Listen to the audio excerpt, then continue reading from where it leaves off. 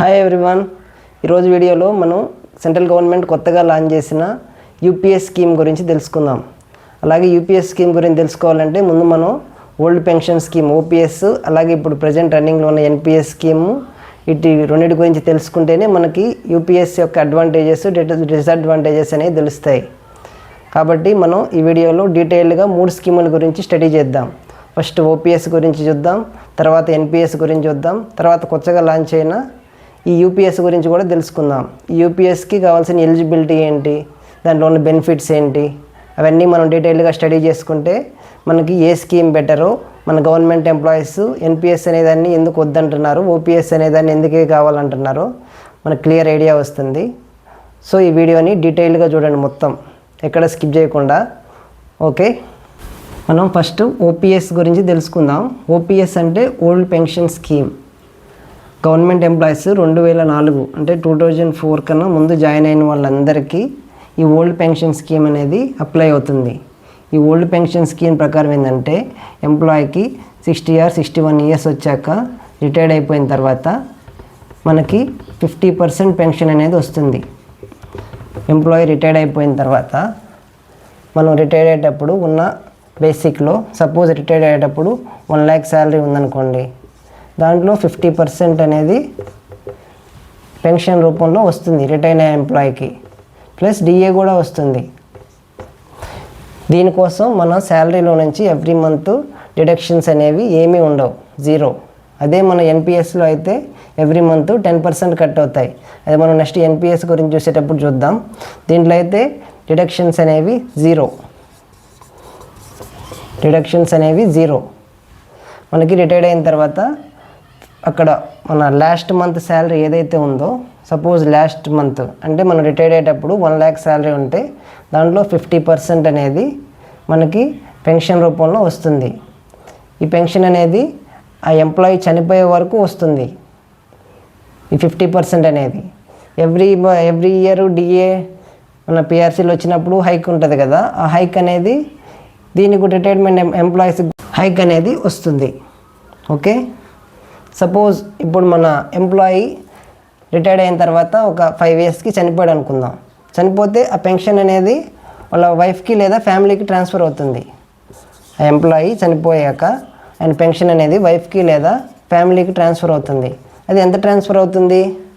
ఆయన రిటైర్డ్ అయ్యేటప్పుడు ఎంత అయితే ఆయన పెన్షన్ వస్తుందో దాంట్లో 50% వస్తుంది.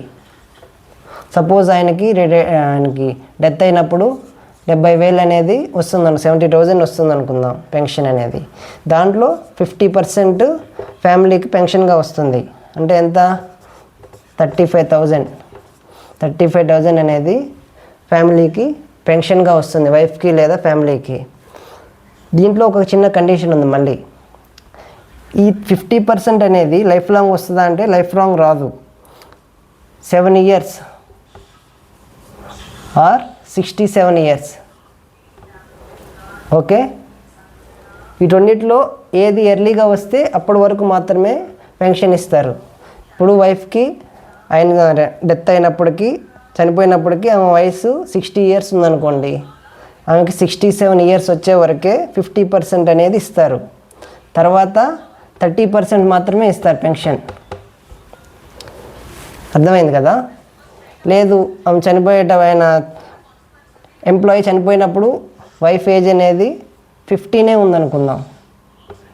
15 ఉందనుకుంటే ఆమెకి 57 years వచ్చే వరకు మాత్రమే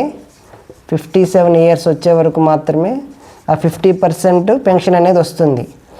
ఆ 57 years తర్వాత 30% మాత్రమే పెన్షన్గా వస్తుంది.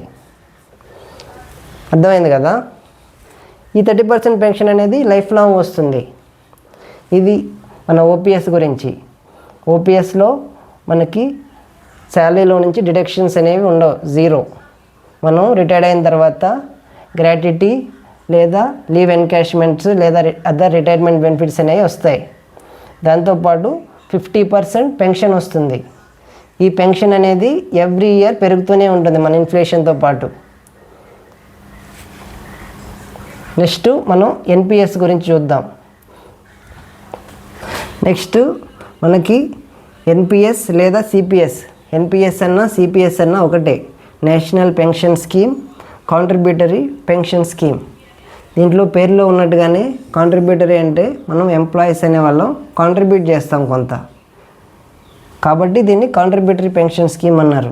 ఇది ఎప్పుడు వచ్చిందంటే 2004 జనవరి 1కి వచ్చింది. ఈ 2004 తర్వాత జాయిన్ అయిన ఎంప్లాయీస్ అందరికి కూడా ఈ ఎన్పిఎస్ స్కీమ్ అనేది అప్లై అవుతుంది. 2004 కన్నా ముందున్న వాళ్ళకి ఓపీఎస్, ఓల్డ్ పెన్షన్ స్కీమ్ అనేది ఉంటుంది. 2004 జనవరి తర్వాత జాయిన్ అయిన ఎంప్లాయీస్ అందరికి కూడా ఎన్పిఎస్లోకి వచ్చేస్తారు. ఈ ఎన్పిఎస్ ప్రకారం ఏంటంటే ఎంప్లాయీ అనేవాడు ఎవ్రీ మంత్ 10% ఆఫ్ బేసిక్ శాలరీలో 10% కాంట్రిబ్యూట్ చేయాలి. అంటే ఎవ్రీ మంత్ 10% మన శాలరీలో కట్ అవుతుంది. దీంతోపాటు గవర్నమెంట్ 14% అనేది కలిపి మొత్తం మన ప్రాన్ అకౌంట్ ఉంటుంది కదా, దాంట్లో డిపాజిట్ చేస్తారు.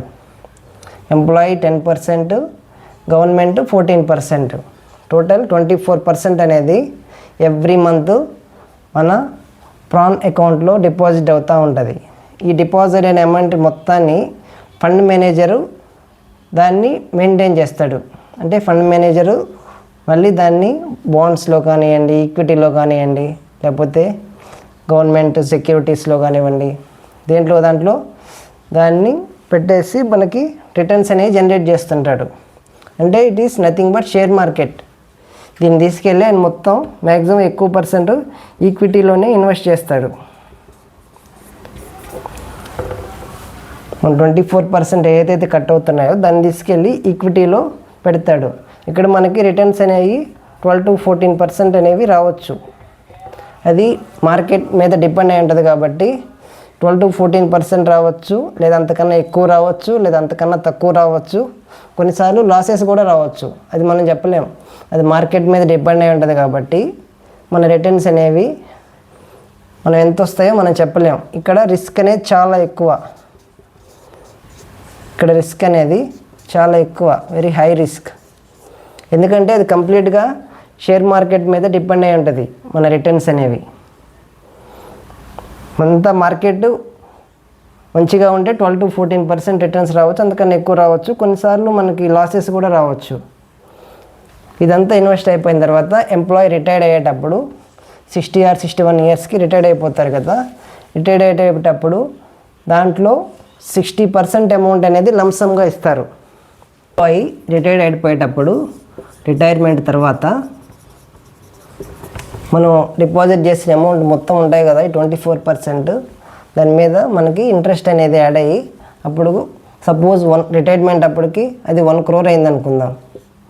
1 crore అయితే దాంట్లో 60% అనేది లంసమ్గా ఇచ్చేస్తారు. 60% అంటే ఎంత? 60 lakhs. 1 crore 60% లంసమ్గా ఎట్ ఏ టైం ఇచ్చేస్తారు రిటైర్మెంట్ అప్పుడు. మిగతా 40% అనేది మనకి పెన్షన్ ద్వారా వస్తుంది, యాన్యుటీ. 40%ని వాళ్ళ దగ్గర ఫండ్ మేనేజర్ దగ్గరే పెట్టుకొని మళ్ళీ దాన్ని దాంట్లో ఇన్వెస్ట్ చేస్తాడు ఆయన. 60% అనేది లంసమ్గా ఇస్తారు, 40% అనేది ఫండ్ మేనేజర్ దగ్గర మళ్ళీ ఇన్వెస్ట్ చేసి మనకి ఎవ్రీ మంత్ పెన్షన్ అనేది ఇస్తారు. ఈ పెన్షన్ అనేది ఎంత ఇస్తారు? లైఫ్ లాంగ్ ఇస్తారా? ఇవ్వరు. ఈ 40% ఏదైతే ఉందో ఇది కంప్లీట్ అయిపోయే వరకు మనకు పెన్షన్ అనేది ఇస్తారు. సపోజ్ నేను రిటైర్డ్ అయిపోయిన తర్వాత ఒక 10 years ఈ 40% అనేది ఒక 10 yearsకి సరిపోయింది అనుకుందాం. 40% అంటే ఎంత? 40 lakhs.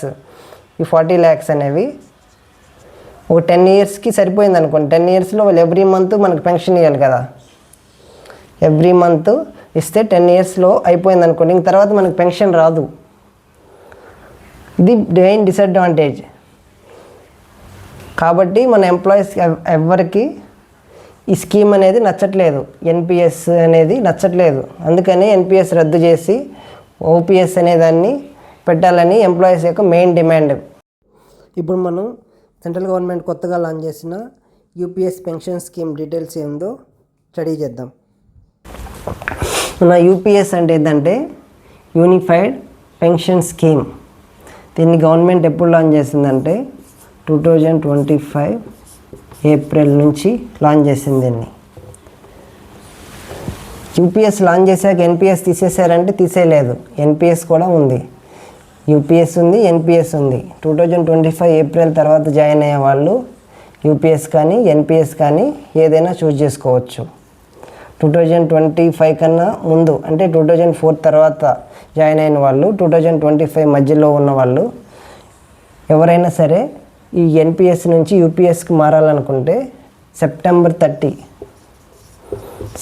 30 అనేది లాస్ట్ డేట్.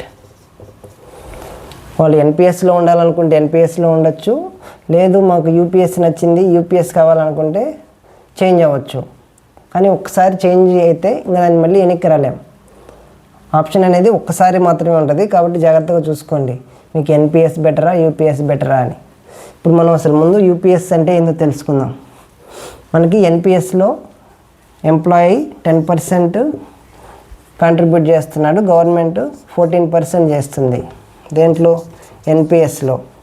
అదే యూపీఎస్లో ఎంప్లాయీ 10% కాంట్రిబ్యూట్ చేస్తున్నాడు, గవర్నమెంట్ అనేది 18.5% కాంట్రిబ్యూట్ చేస్తుంది.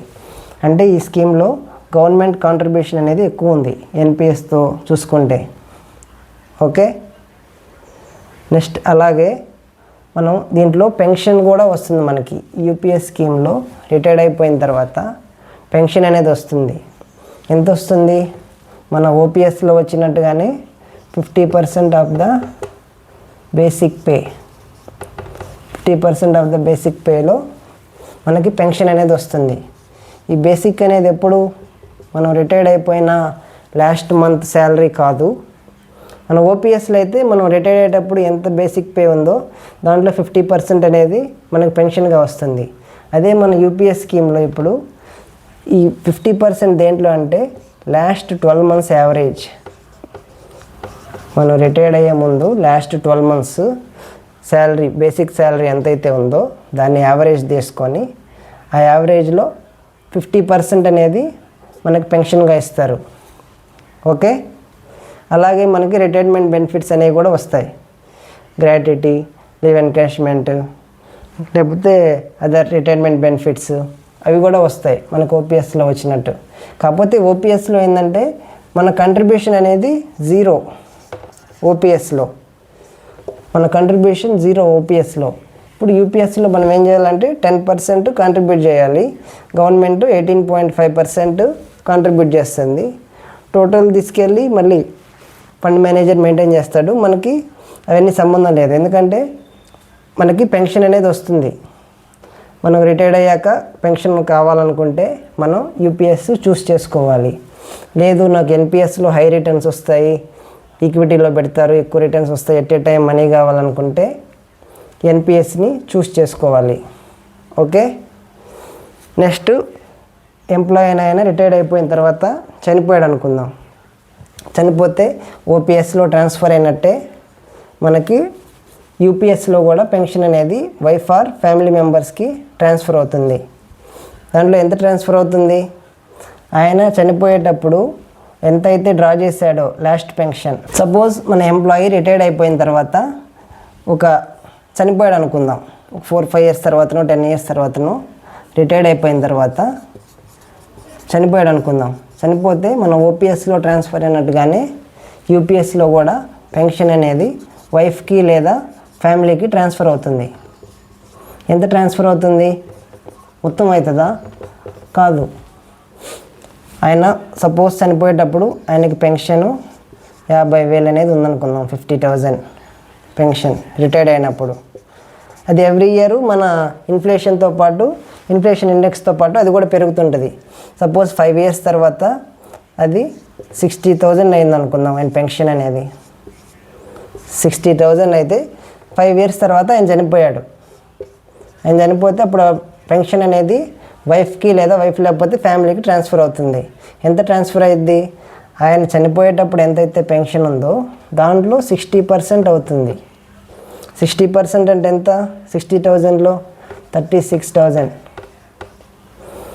ఈ 36,000 అనేవి ఫ్యామిలీకి లేదా వైఫ్కి పెన్షన్గా వస్తాయి. అర్థమైంది కదా? ఇది అనేది వాళ్ళు ఉన్నంత వరకు లైఫ్ లాంగ్ వస్తూనే ఉంటుంది పెన్షన్.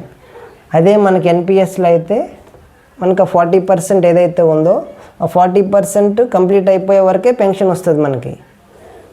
అదే మన యూపీఎస్లో లైఫ్ లాంగ్ వస్తుంది, ఓపీఎస్లో వచ్చినట్టుగానే. కాకపోతే దీంట్లో మనం 10% కంట్రిబ్యూట్ చేయాలి, అదే డిఫరెన్స్ ఓపీఎస్కి యూపీఎస్కి.